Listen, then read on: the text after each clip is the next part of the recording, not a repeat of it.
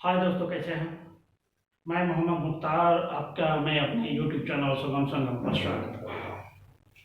आइए दोस्तों, आज हम भारत के भूगोल की अगली कड़ी, भारत के जल क्षेत्र पे हम बात करने वाले हैं। आज हम इस चैप्टर से जो भी प्रश्न परीक्षा में पूछे जाते हैं और परीक्षा की दृष्टिकोण से महत्वपूर्ण भी है, उस पर हम बात करने वाले हैं। और हम कोशिश करेंगे कि बहुत ही इजी तरीके से आपको हम वो याद करा दें जो आपको हमेशा याद रह जाए।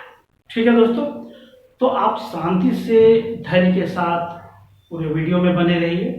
आपको हम कोशिश करेंगे कि वीडियो समाप्त होने से पहले इस चैप्टर से संबंधित जो भी परेशानी है वो सोल्व हो जाए। ठीक है दोस्तों, तो आइए स्टार्ट करते हैं। पहले हम समझते हैं कि जल क्षेत्र होता क्या है। जल क्षेत्र, जल आप समझ रहे हैं, पानी। और ये समझिए, ये वाला एरिया जो है, यहां से ये एरिया शुरू हो जाता है वो जल का। ठीक है ना, ये क्या हो जाता है, अपना जल हो जाता है। जल, ये हिस्सा इस बात में हम इसी जो है कि मुद्दे पे हम बात करने वाले हैं। ठीक है दोस्तों, अब एक चीज बताइए कि हर देश का स्थल पे तो अपना अधिकार है। कभी हम ये सोचें कि जो जल है, अथाह समुद्र है, उस पर लोग कैसे अपना अधिकार जताते होंगे।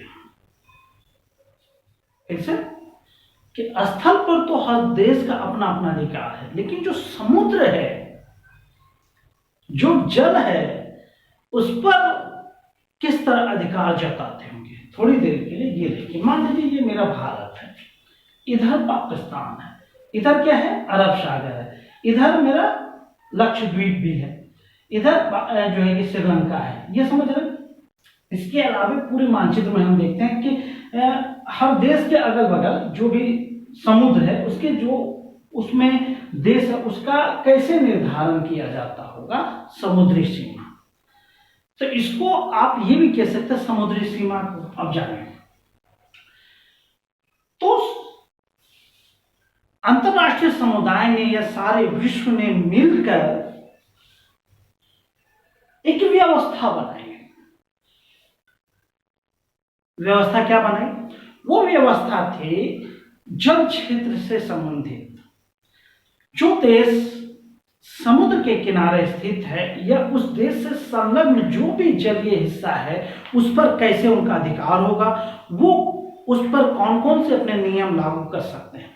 ठीक है, आइए उसी को हम इस वीडियो में समझने का प्रयास करते हैं। अब कोई जरूरी नहीं है लंबी चौड़ी बात समझने का। यह भूल जाइए कि यहाँ कौन सा देश है, यहाँ क्या है, यह कौन सा समुद्र है। इसमें हमें यह पढ़ना ही नहीं है, बल्कि हमें ये बस ये पढ़ना है कि भारत का जल क्षेत्र क्या है। तो एक चीज यहां जानना है,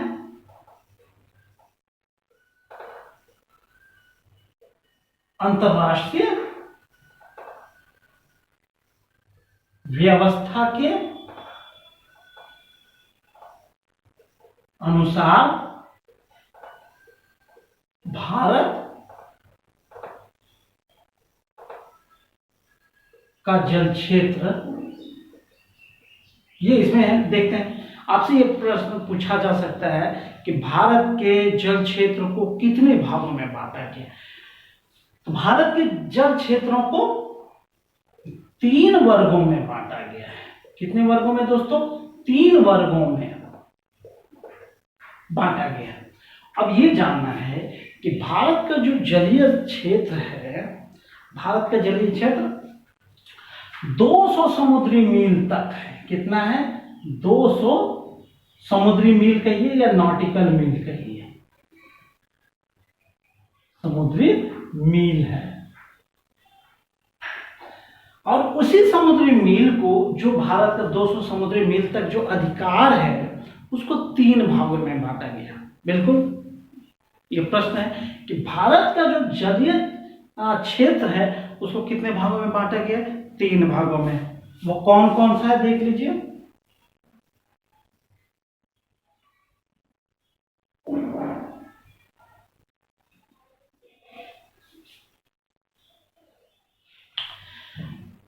क्षेत्र में बांटा गया, इसका पहला क्षेत्र होता है प्रादेशिक जल क्षेत्र, दूसरा होता है संलग्न जल क्षेत्र, और तीसरा होता है अनन्य आर्थिक क्षेत्र। ये तीन भाग आपको अच्छी तरह याद हो जाने चाहिए। भारत के जल क्षेत्र को कितने वर्गों में बांटा गया है? 3 वर्गों में। प्रादेशिक जल क्षेत्र, संलग्न जल क्षेत्र और अनन्य आर्थिक क्षेत्र। इसको शॉर्टकट में EEZ भी कहा जाता है। ठीक है, अब ये समझते हैं कि 200 समुद्री मील तक भारत का अपना अधिकार है। अब समुद्री मील क्या होता है? वो दूरी मापने का, समुद्र में दूरी मापने का एक पैमाना है। एक समुद्री मील या नॉटिकल मील, ये जान लीजिए, एक नॉटिकल मील या इसको समुद्री मील कहिए, वो 1.8 मील के बराबर होता है। क्लियर? अब इसको समझते हैं। प्रादेशिक जल क्षेत्र पे हम आते हैं। प्रादेशिक जल क्षेत्र जो है वह तट रेखा से, ये समझिए आप, तट रेखा से 12 समुद्री मील, समुद्री मील को नॉटिकल मील भी कहा जाता है। तो कंफ्यूज मत होइए, नॉटिकल मील या समुद्री मील एक ही है। तट रेखा से 12 समुद्री मील तक। पहले तट रेखा समझते हैं। यहां तो आपको यह दिख रहा है कि बहुत सीधा है, यह भारत का मानचित्र तो छोटा सा है, हमारे पेन के बराबर है, लेकिन भारत बहुत लंबा है। जब आप इसको और लंबा करेंगे, भारत का जब मानचित्र देखेंगे तो ये इस तरह भी आपको दिखेगा, इस तरह कटा छटा दिखेगा, है ना? ये इस तरह दिखेगा, कहीं घुस गया, कहीं बाहर निकल गया, इस तरह आपको दिखेगा। तो अब ये सवाल होता है कि तट रेखा क्या होता है। आप ये समझिए कि भारत के इसी जो है टेढ़े मेढ़े क्षेत्र को मिलाने के लिए एक रेखा खींची गई है, इस तरह मान लीजिए। यही है तट रेखा। बहुत ज्यादा इसमें समझने की जरूरत नहीं है। अगर आप हल्का हल्का समझ लेंगे तो आप खुद ही आगे बढ़ जाएंगे, है ना?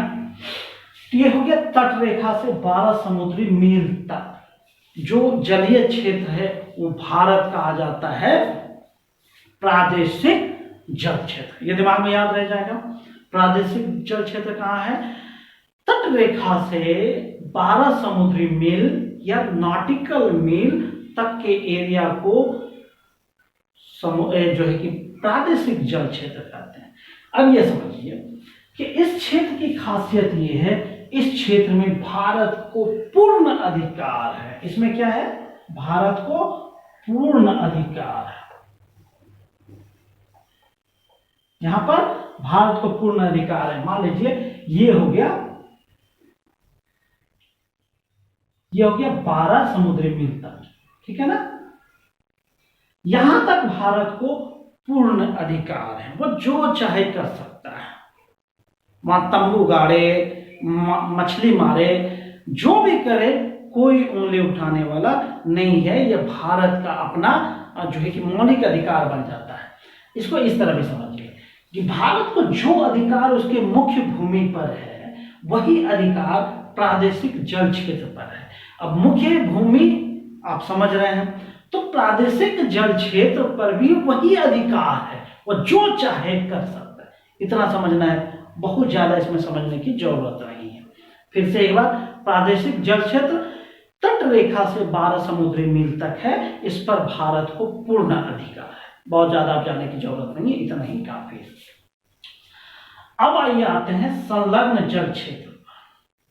संलग्न जल क्षेत्र पर 12 समुद्री मील तक तो हो गया प्रादेशिक जल क्षेत्र। अब 12 समुद्री मील से लेकर 24 समुद्री मील तक या नॉटिकल मील तक, नॉटिकल मील तक ये आता है भारत के संलग्न जल क्षेत्र पर। किस क्षेत्र में? संलग्न। देख रहे ज्यादा अंतर नहीं है। प्रादेशिक जल क्षेत्र 12 समुद्री मील, संलग्न जल क्षेत्र भी 12 समुद्री मील, अंतर नहीं है। 0 से 12 और 12 से 24 नॉटिकल मील। क्लियर है? हालांकि इस क्षेत्र पर भी भारत को पूर्ण अधिकार है ही, लेकिन ठीक है, मान लीजिए ये हो गया, यहां भी मान लीजिए 12 हो गया, मतलब 12 से 24 मान लीजिए। यहां पर कोई विदेशी जहाज आ रहा है, ठीक है, वो तो जाहिर सी बात है इस क्षेत्र में प्रवेश करेगा ही करेगा, आप रोक नहीं सकते यहां आने से। जल है, पहले तो प्राकृतिक प्रदत्त है, जल है, वो आ सकता है, उसे हम रोक नहीं सकते। तो हम क्या कर सकते हैं यहाँ पे? यहां पर हमको 3 प्रकार का अधिकार है। कौन सा अधिकार याद है? और उसमें सबसे पहले क्या है कि यहां पे हम टैक्स वसूल सकते हैं। क्या वसूल सकते हैं? सीमा शुल्क कह सकते हैं। इसमें क्या हम ले सकते हैं? सीमा शुल्क ले सकते हैं। यहीं पे कोई अगर यहां आ गया, यहां जैसे हमारे क्षेत्र में प्रवेश किया, तो यहां पर उसे हम सीमा शुल्क ले सकते हैं। क्लियर है कि लोग जल में क्यों टैक्स लेते हैं। अब दूसरा क्या होता है, यहां पर हमें अधिकार है स्वच्छता का। यहां स्वच्छता का अधिकार है, साफ सफाई करने का अधिकार वो मेरा ही, कोई दूसरा नहीं करेगा। ठीक है ना? तो इस तरह भी कह सकते हैं हमें साफ सफाई का अधिकार है, तभी तो हम सीमा शुल्क लेते हैं, टैक्स लेते हैं। और तीसरा और प्रमुख अधिकार है वो आर्थिक अधिकार है। आर्थिक अधिकार है कि इससे हम जो है कि फायदा हासिल कर सकते हैं आर्थिक रूप से, है ना। इसको राजकोषीय अधिकार भी कहते हैं, जिससे हमारे राजकोष को फायदा हो, वो हम यहां से ले सकते हैं। जाहिर सी बात है, सीमा शुल्क जब आपने लिया, जो है कि सुविधा शुल्क आपने ले लिया, तो वो तो देश का भला ही हुआ। तो इस तरह इस एरिया में संलग्न जल क्षेत्र में भारत को 3 प्रमुख अधिकार है। क्लियर? संलग्न जल क्षेत्र क्या है?